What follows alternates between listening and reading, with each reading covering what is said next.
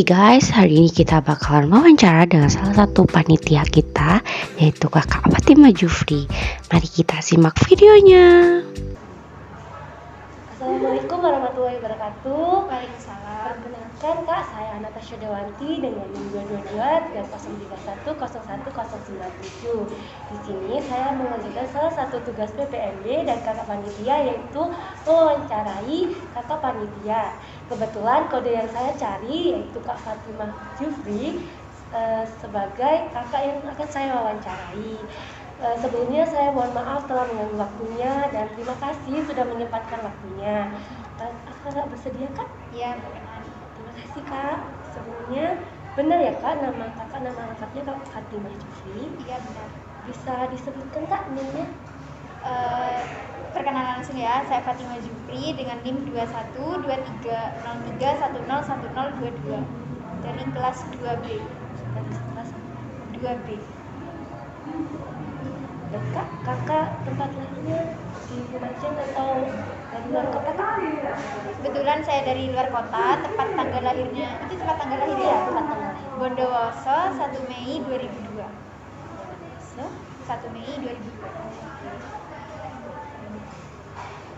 jadi di sini kakak ngekos nih Kak? Jadi Benar. kalau boleh tahu alamatnya di mana? Kosnya ini persis di depan kampus, alamatnya itu Jalan Brigjen Katamso. Tulisannya itu depan kampus Universitas Jember. Kampus Lumajang.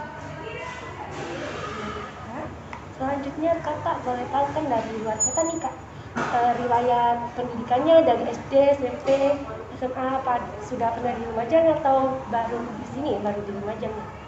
Saya baru di Lumajang. Pendidikan SD-nya itu saya ada di SDN 1 Tenggarang, Bondowoso. Kemudian untuk SMP-nya itu ada di SMP 2 Tenggarang, Bondowoso. Dan SMA-nya kebetulan itu saya pindah ke Banyuwangi, jadinya SMA-nya itu SMA Negeri 1 Purwoharjo, Banyuwangi. Di Banyuwangi SD, SMA ambil IPA atau IPA, jurusan IPA. SMA mana Kak? Di mana lagi SMA? SMA Negeri 1 Purwoharjo, Banyuwangi. Purwoharjo. Baik Kak, terima kasih. Soalnya kalau boleh tahu Kak, untuk nomor BA Panjenengan berapa nih? 0813 98 15 2009.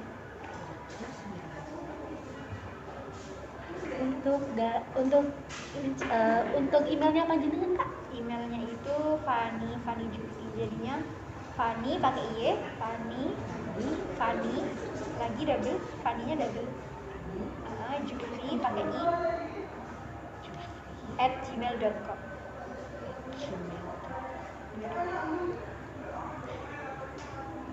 Baik Kak, terima kasih.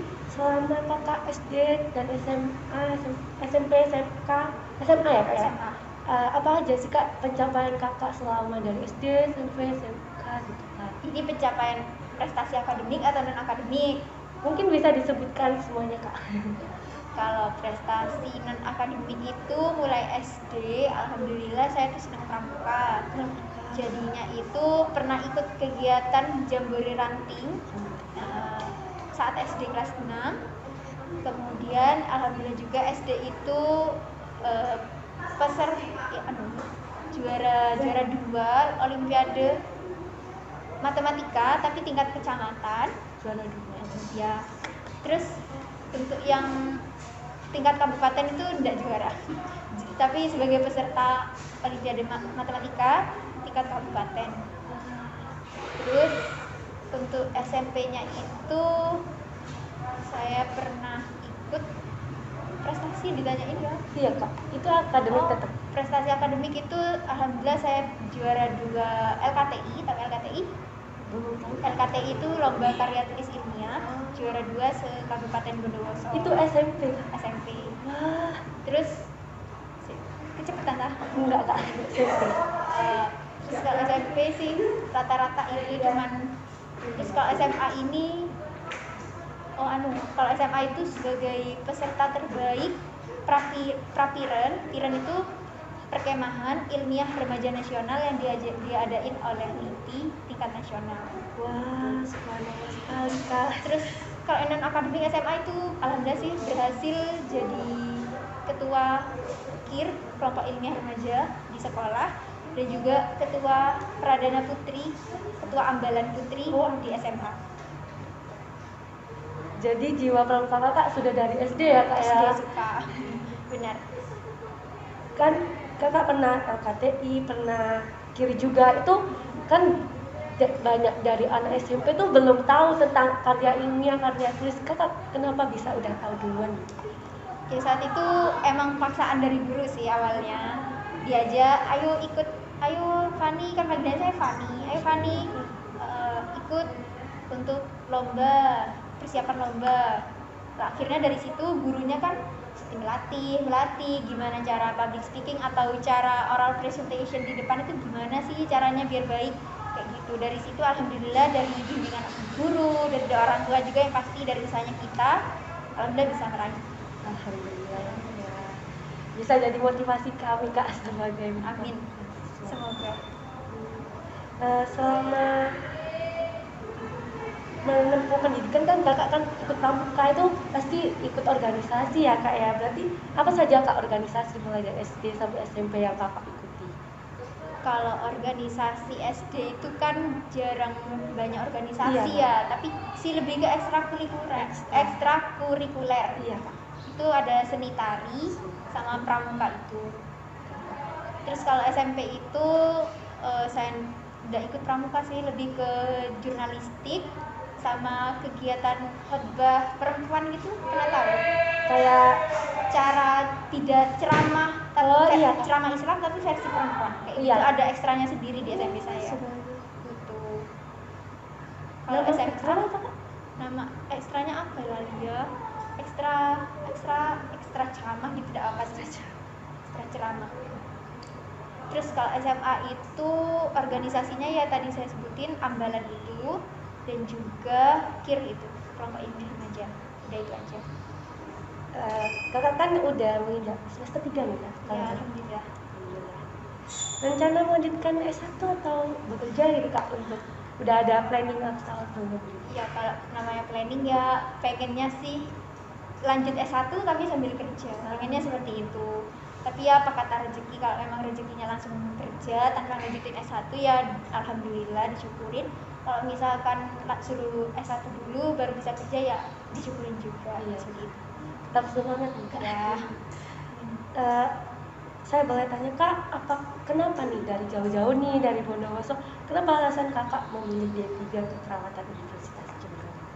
Karena ini batu loncatan saya. Jadinya batu loncatan saya saat tidak lulus SNMPTN. Jadinya PMDK ini kan saya alhamdulillah juga masuk jalur PMDK. Itu dibuat batu loncatan ketika saya tidak diterima SBMPTN. Jadinya saya tidak berharap banget di sini pada aslinya tidak berharap banget. Tapi ketika SBM itu alhamdulillah juga diterima dan orang tua lebih setujunya ke sini, bukan setuju dengan hasil SBMPTN yang sudah saya raih gitu. Oh jadi SBM sudah keterima? Keterima. Kalau boleh tahu Kak, Alhamdulillahnya keterimanya di pendidikan akuntansi UM. Amin.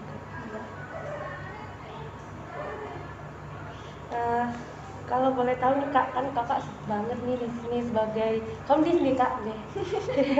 Pasti itu banyak banget acara yang harus Kakak atur, terus banyak banget kan maba kita tuh yang bandel Kak, mohon maaf. Itu gimana Kakak cara mengatur waktu pribadi Kakak, terus cara ngatur di organisasi juga gitu. Manajemen waktu. lebih ke manajemen waktu. Iya. Itu saat saya diajarin sama dosen, kenal sama Nes Laili, masih belum tahu. IBD. IBD Laili, nah itu kenal dari diajarin manajemen waktu sama beliau. Saya itu harus bisa membuat jadwal prioritas. Jadinya saya harus bisa memprioritaskan mana hal yang penting dan mana hal yang harus saya kerjakan dulu. Misalkan saya ada tugas kuliah dan juga ada tugas organisasi. Tugas kuliah di deadline-nya sekarang hari Rabu ya. Di deadline-nya hari Jumat, sedangkan tugas organisasi ini hari Minggu seperti itu. Jadi saya harus mengerjakan tugas kuliah terlebih dahulu. Setelah tugas kuliah itu selesai, baru saya bisa fokus ke organisasi. Namun terkadang namanya manusia bercampur aduk jadi satu. Kalau sudah tidak kuat, sakit saya seperti itu deh. Jadi kalau misalkan tidak kuat, saya tuh harus nangis. Itu kuncinya, saya harus meneteskan air mata, entah itu telepon mama, entah itu termenung tiba-tiba nangis. Itu saya salah satu cara biar saya tuh tidak terlalu stres dengan hal-hal yang saya pikirkan. Harus nangis. Terus untuk bagi waktu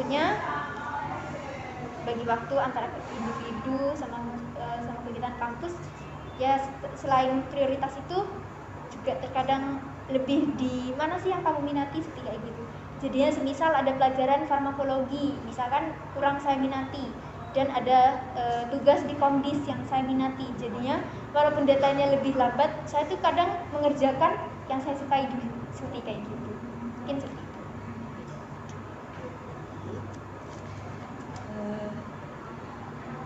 Saya boleh tanya nggak Kak, ini bagaimana cara Kakak beradaptasi di lingkungan baru? Kan ini Kakak nggak di Bondowoso lagi nih, beradaptasi dengan orang-orang baru gitu Kak, gimana?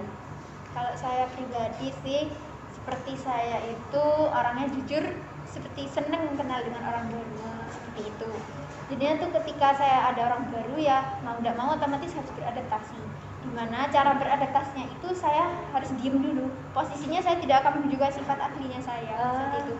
Misalkan saya baru kenal kamu ya saya seperti ini, saya seperti biasa saja gitu. Sampai benar-benar saya bisa menilai semua orang yang berada di sekitar saya. Oh ternyata anak ini sifatnya seperti ini, anak ini sikapnya seperti kayak gini. Dari situ saya bisa beradaptasi. Oh sepertinya saya sefrekuensi sama mereka. Sepertinya saya bisa memilah intinya.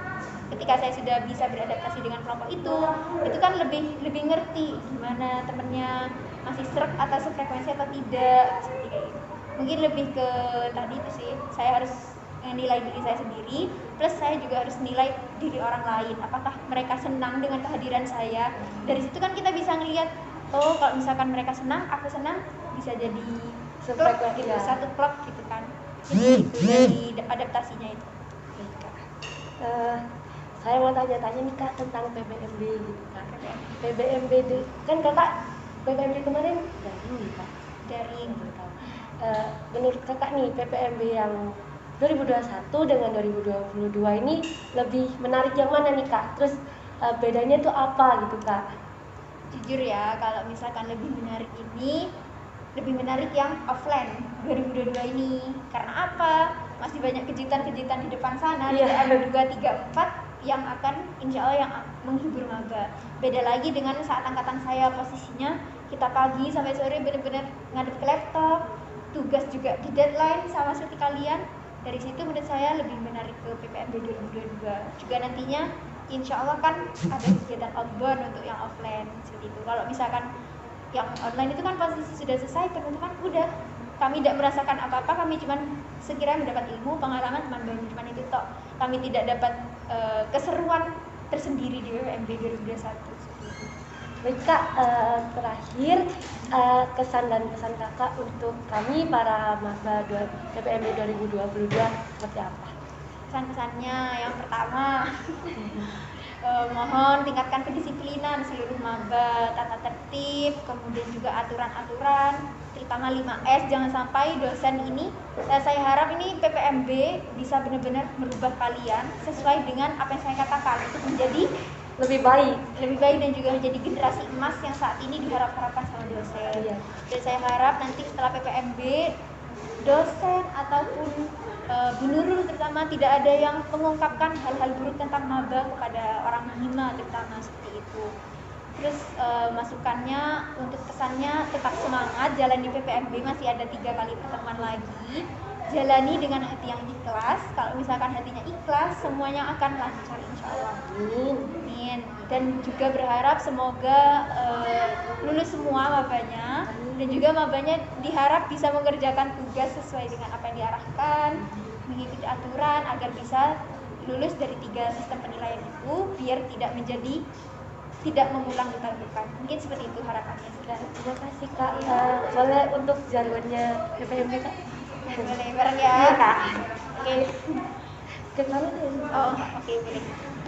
Siapa Kak? Saya mau tanya dengan Elza. Ya, sampean wis. PPMB 2020 ciptakan 2020. 2000. Mohon maaf Kak. PPMB 2022 ciptakan caring, wujudkan agronosi. We care, we share, we are nurse. PPMB jaya, jaya, jaya, luar biasa. Terima kasih Kak. Sama-sama. Semangat ya. Iya Kak, makasih. Iya. Goodbye.